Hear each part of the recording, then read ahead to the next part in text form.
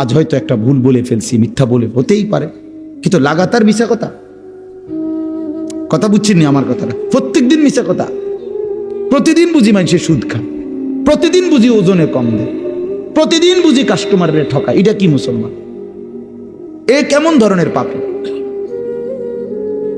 30 বছর বুঝি প্রত্যেক দিন টেলিভিশন চলবে আপনার ঘরে, প্রতিদিন আপনার ঘরে নিয়ম মাফিক নাচ গান নর্তকের ছবি চলবে। আপনাদের আখিরাত নাই?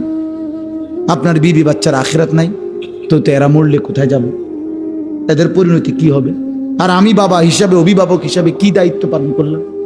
খাট পালং আর সোফা, ফার্নিচার, কাঁচের প্লেট আর নুনের বাটি, এটাই ছিল জিম্মাদারি না? একজন মুসলমানের দায়িত্ব তার স্ত্রী সন্তানের জন্য এই শুধু খাট পালং আর সোফা ফার্নিচার ব্যবস্থা করা, এই তো না? বলেন না বাবা, বলেন তো কি দায়িত্ব ছিল? কোরআন শরীফ